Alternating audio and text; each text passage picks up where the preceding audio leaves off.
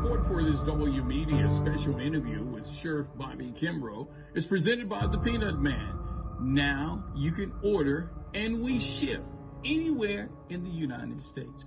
Order from the Peanutman menu. You don't have a menu? Text 336-391-1497 and we will send you a menu. You can support the Peanutman no matter where you live. Ask for our menu at 336-391-1497. And thank you for listening and watching this special interview with Sheriff Bobby Kimbrough.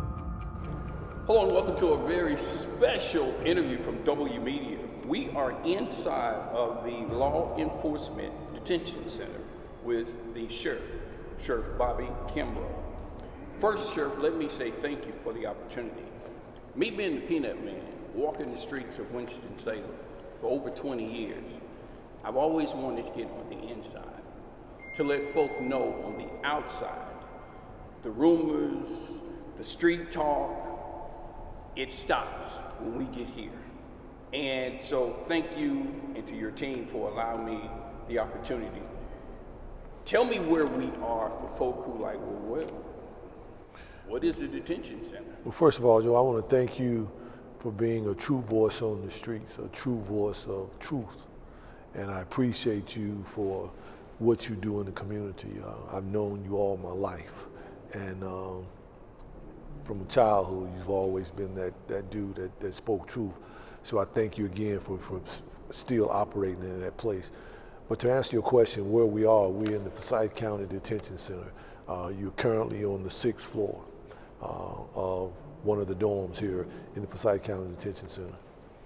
So when you end up here, it's totally different than life on the streets. I got money, Sheriff, I got money, I got homeboys, I got homegirls. I'm the man. It don't matter. Your money may help you in terms of canteen, your money may help you in terms of phone calls, but once you've been sentenced here, your money may afford you some things such as canteen, it may afford you a lot of other things, but you're still housed inside of one of these cells. So we are fed. My whole idea and motivation behind this interview is to talk to that young person. Exactly. That the rap video says they got you. Yeah. The rap video says you can do this. The rap video says you can do that. But when that young kid get here, you know, if I'm on the streets, I can go to mama. Right. But when I get here, mama got visitation. I was like everybody else. Right. You know, here's what I would tell anybody is that man was not designed to be placed in a cell of this size. Man was not designed to be held captive. We weren't. As human beings, we were not. But the society that we live in chose that as a punishment or part of the penal system to incarcerate people for violating the laws of the land. And I get that. You know, there has to be rules, there has to be laws. But what I would tell you is that it's a place to try to avoid at all costs. Because once you hear somebody tells you when you're gonna eat, what time TV off, what time lights off, you're confined. And I believe personally from what I have seen is that once you become a part of a system, you have been indoctrinated into that system. There are different codes, there are different norms that function inside of a prison system or detention system that do not take place in the real world. There's a whole different culture inside of a detention center. And so I think that it is not a place for young men and women. It's not. It's not. Avoid this at all costs, because the thing that I tell people all the time is that while you're doing time, your family's doing time with you. And let me explain that. In other words, your family is being without you on holidays. Your family is trying to make sure you got money on the books. Your family is trying to make sure that you're all right, you're safe. Your family is doing time with you. There's a mental stress on your family. And so when a young man goes to jail, I know many of mothers that once their child is sentenced to X number of years behind bars, they're running up and down the road to see them. They're trying to put money on the books. They're stressed. They're worrying about their kids. And that's just natural. But what I will say is that it doesn't have to be. We're better than that. We can make better choices. This is the result of bad choices, period. Support for this W Media special interview with Sheriff Bobby Kimbrough is presented by the Peanutman. Now you can order and we ship anywhere in the United States. Order from the Peanutman menu. You don't have a menu? Text 336-391-1497 and we will send you a menu. You can support the Peanutman no matter where you live. Ask for our menu at 336-391-1497. And thank you for listening and watching this special interview with Sheriff Bobby Kimbrough. If you're just tuning in, a special interview from W Media. We're talking with the Sheriff of Winston-Salem, Forsyth County, Sheriff Bobby Kimbrough. We're inside the Law Enforcement Detention Center. Sheriff, you've been in law enforcement for many, many years. Coming up on 40. Talk to that young person. Because see, the streets have already said X, Y, Z. They look at you like, oh man, he don't know nothing. No. What do you say?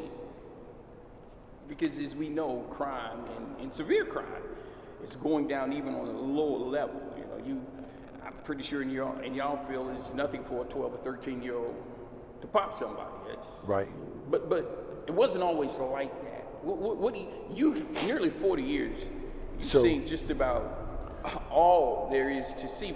So what do you say? I just want to drive the message home that, you know what, it's not as cool as it may seem on the outside. What I would tell you is that my father used to say something, there go I, had it not been for the grace of God. I grew up in East Winston. I could have been a lot of things in life other than the sheriff. I went to school, hung out with some guys, you and I both, right, that did time and some are doing time. One of our friends is still doing a life sentence. He's been down for 20, 28, coming up on 30 years. So I could have been a lot of things in life. But what I do know is this, is that once you get here, your life has been altered. Your life has been changed. It has. What I would tell that young boy on the street is that you're better than that. Because see, once a man knows who he is, just some certain things he won't do.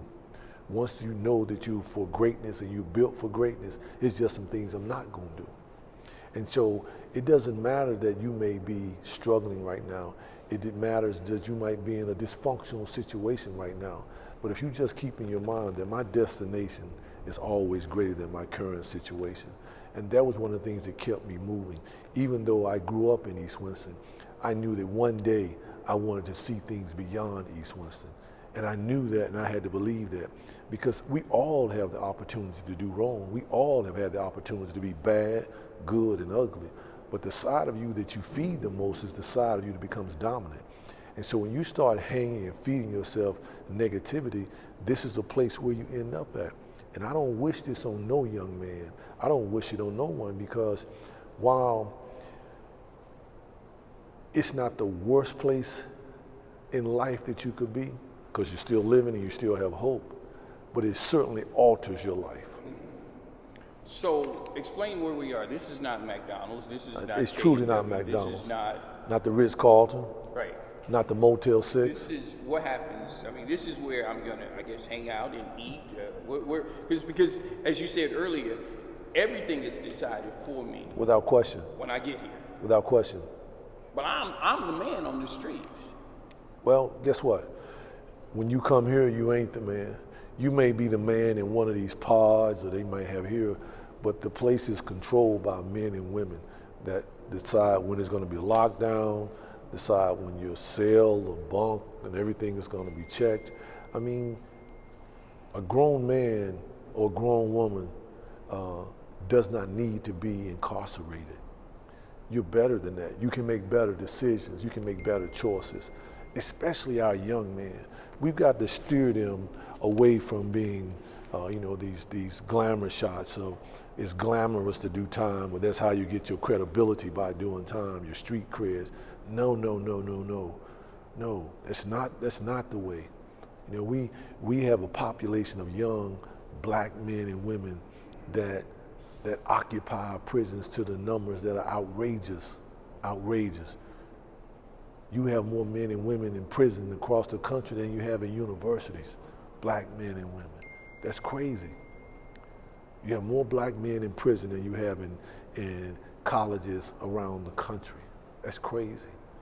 What that means is you have a population of people that are not being educated, undereducated.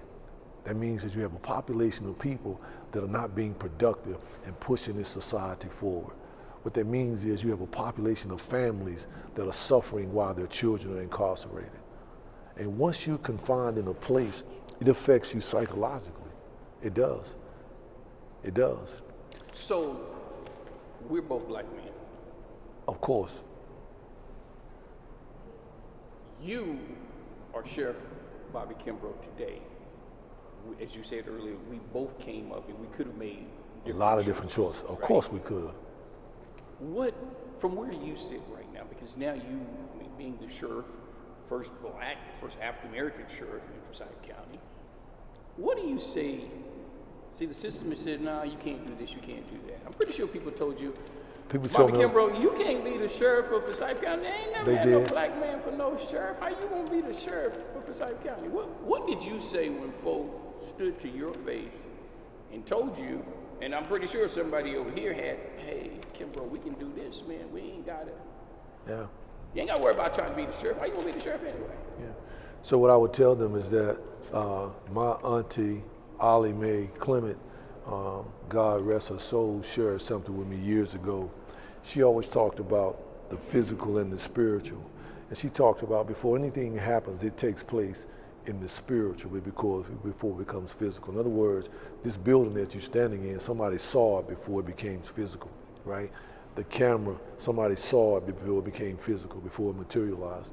And so what I would tell you is that we all have dreams, we all have places in life we want to be. Your dream and my dream may be different, but I'm not going to let nobody stop me from my dream. People told me that I couldn't be a police officer. People told me I couldn't be a special agent. People told me I couldn't be a sheriff, right? Nobody can set limits or place ceilings on my life but me.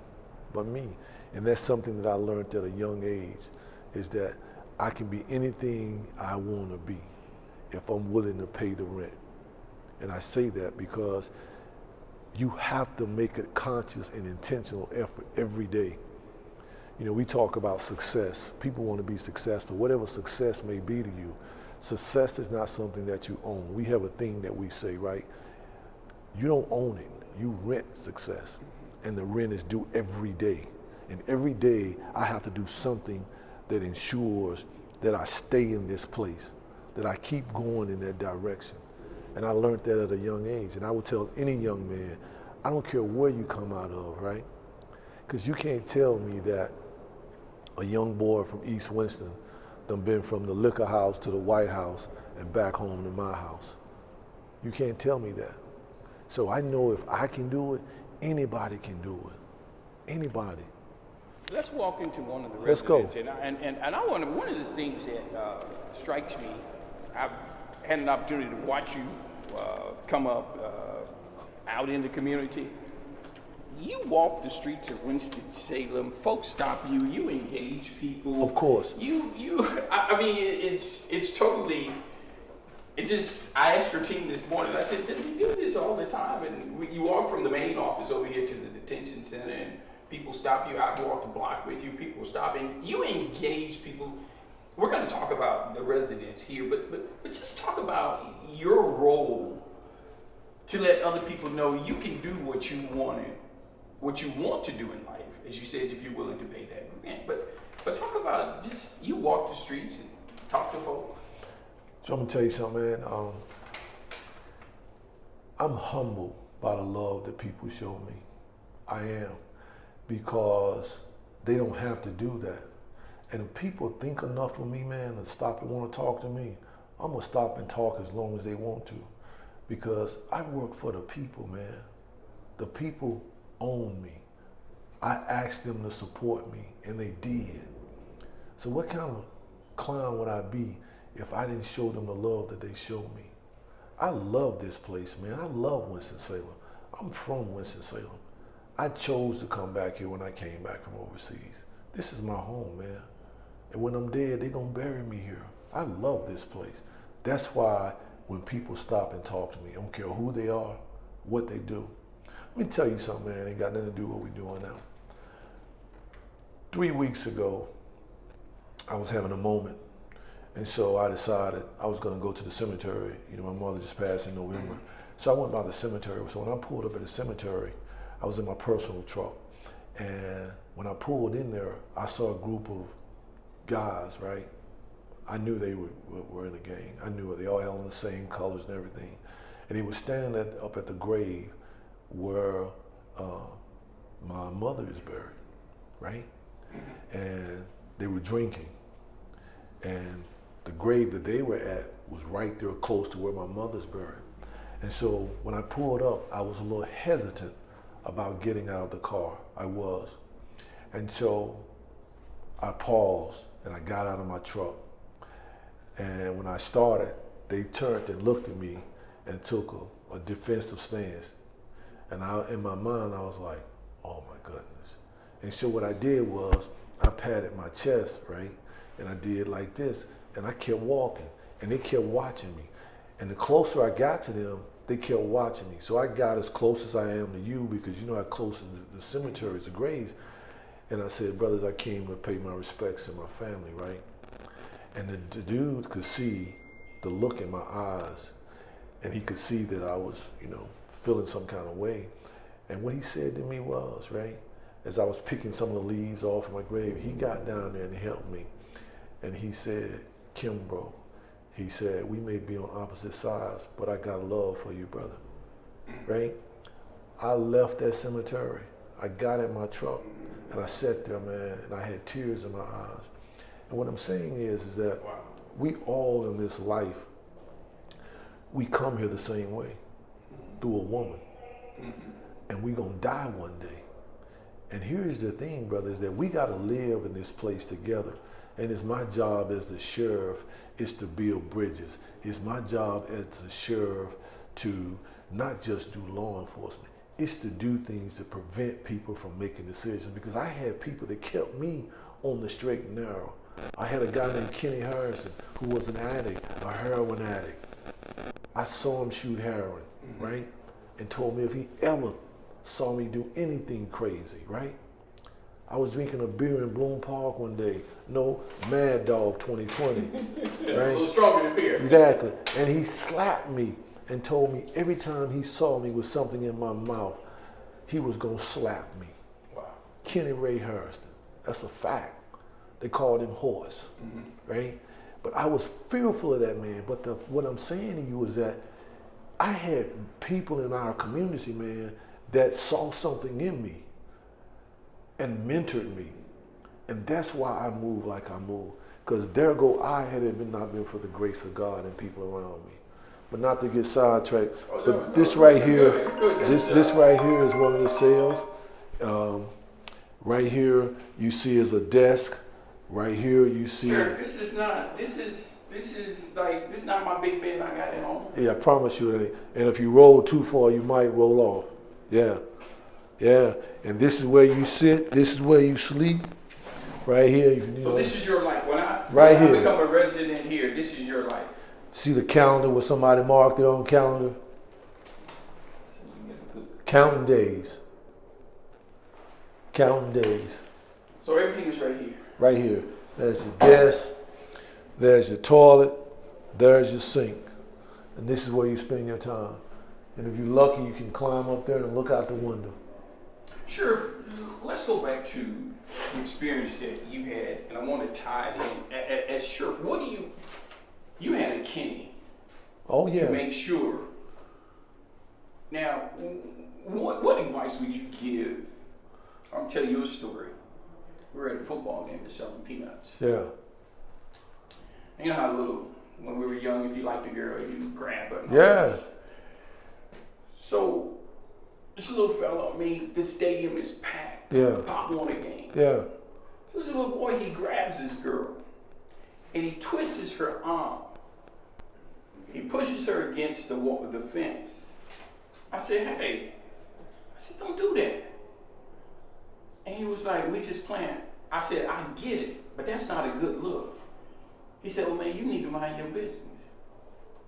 I said, but what you doing is not right. It is your business. Well, you ain't got nothing to do with this. I said, man, don't do that. And, they were all looking at me like, yeah. Peanutman, what? But it was like, if law enforcement had seen it, somebody could say, wait a minute, man, you don't handle a girl. I said, you don't handle a girl like that. So the next week, he came to boss up from me. He didn't back down, and I ain't back down. It surprised me because it kind of caught me off guard, but I knew it wasn't a good look. Right. So the next week, I said, hey man, why you give me a hard time? He said, man, I had a lot on my mind that day, man. He said, I'm sorry. I said, all I was trying to do was, it just wasn't a good look.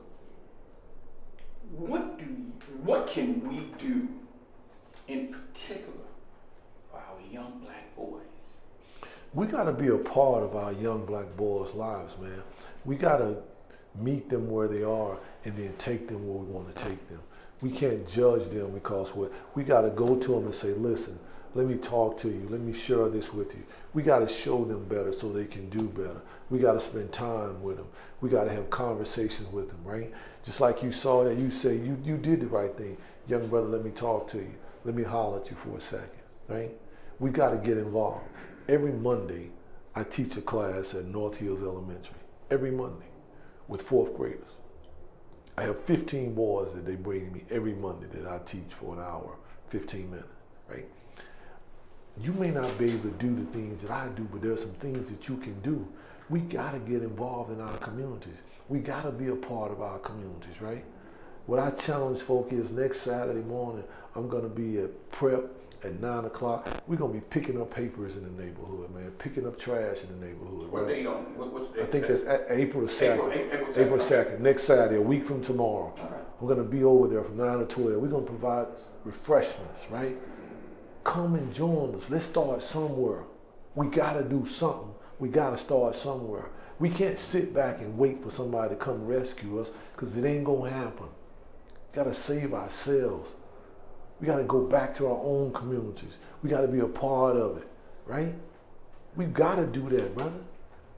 So we are, if you're just tuning in, it's like, wow, what's going on? Well, we are having an interview with Sheriff Bobby Kimbrough in the Law Enforcement Detention Center. And this is where you sleep. This is where you handle your business, This is... and here's the thing that you see. You got to see all the graphics on the wall. Oh, wow. Yeah, see? So you have nothing but time. The mind is a terrible thing to waste. And when the mind is sitting, man, you can think of some crazy things that you see up here, man. You see everything from suns to crosses to peace signs. You see... Wow. Yeah. We're about to wrap it up, Sheriff, but we touched on some serious things, some interesting things. What do you want to leave with people? I want to leave with the people is this, brother. We got to get in the game of life. We got to stand in the gap. There's too many gaps in our community. One man can't do it, 2 men can't do it, 3 men can't do it. It's going to take all of us to get involved in our community. We got to make our place a better place because all of us are beneficiaries of our ancestors, and they're sad because they expected us to keep it going, not to become stagnant and fall back. And that's what I will leave with. We got to make a difference. Sheriff, I certainly want to thank you for granting an opportunity. I've been wanting this opportunity for years, and so thanks to you, thanks to your team. Appreciate you, man. Continued success in the role as the Sheriff of Forsyth County. He is Sheriff Bobby Kimbrough. I'm Joe Peanutman Watson for W Media. Have a great day. Support for this W Media special interview with Sheriff Bobby Kimbrough is presented by the Peanutman. Now you can order and we ship anywhere in the United States. Order from the Peanutman menu. You don't have a menu? Text 336-391-1497 and we will send you a menu. You can support the Peanutman no matter where you live. Ask for our menu at 336-391-1497. And thank you for listening and watching this special interview with Sheriff Bobby Kimbrough.